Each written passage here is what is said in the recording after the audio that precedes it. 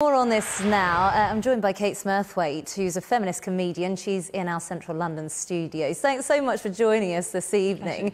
How important is it that for the first time this role has gone to a woman? Well, it's brilliant, isn't it? It's absolutely kind of hilarious, actually, people going, well, of course, I can accept the fact that the Doctor travels through time in a TARDIS that's smaller outside than in and uses a sonic screwdriver to attack moving statues. But, oh my goodness, how could they possibly be played by a woman? Well, the simple answer is that it's always been in the script that when the Time Lord regenerates, changing gender has always been an option. There are other Time Lords in the series that have changed gender. It makes complete sense. And what's actually shocking is that it's been a guy for the last 12 iterations. The chances of that, you know, if you know how to toss a coin and count how it lands, are pretty low. So it's pretty exciting that we're finally there. It's kind of a relief. We're also looking at a character who fights injustice, you know, never puts their own needs first, always looks after others, only resorts to violence as a very last resort. It sounds like every feminist I know. I think it's about time that we had the Doctor played by exactly that. And do you think TV is ahead of film on this? Because there has been a lot of criticism of Hollywood for not having major female roles, hasn't there?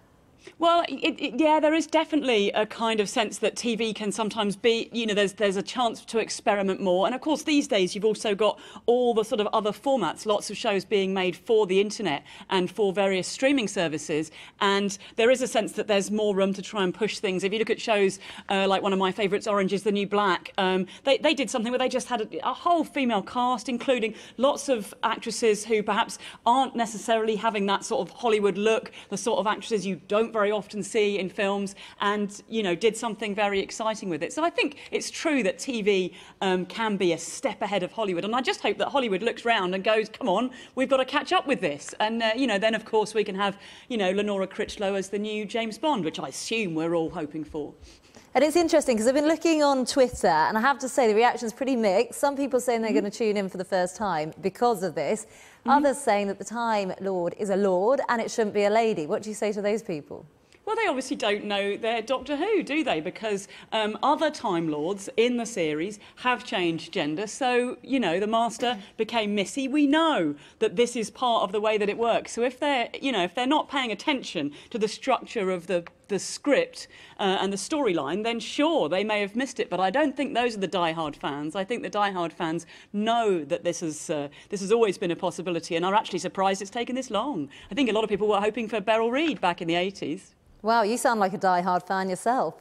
I don't go to conventions. I don't do the pub quiz, but I do like the show. I do watch it when it's on, and I'm really looking forward to the new series now.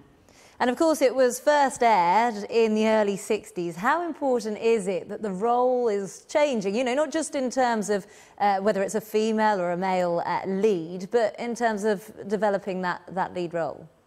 Well, yeah, it's interesting, isn't it? And also over the years, of course, lots of other characters in it have changed. And, you know, initially, a lot of the Doctor's assistants were very much sort of there as a bit of arm candy, it felt. And then later on, we realised that they changed in much the same way that Bond girls have changed over time. And at one stage, yeah, it felt very much like they were there to decorate the set. And now, of course, we expect them to take on baddies and do some fighting and have complicated plots. And that's one of the wonderful things about the Doctor as a role, is that it's not a one-dimensional character. It has an enormous backstory. It's a very complicated character, and so often on TV, in theatre, in film, women are given roles, but they tend to be quite, you know, one-dimensional characters. They're either, you know, the sort of young, virginal, you know, sort of princess character, or they're, you know, the old sort of crone character. And it's really nice to see a role which is as complicated and as nuanced as this going to a woman. I think that's really powerful. It sends out that message that, you know, guess what? Women aren't one-dimensional creatures. We're complicated, and you know, we have good sides and bad sides, and you know, we work in sort of multi-dimensions.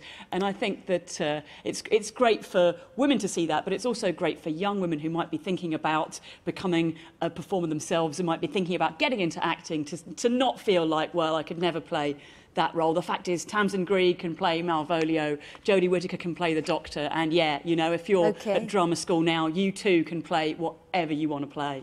Thanks very much for your time, Kate Smurthwaite. I appreciate Thank you. that.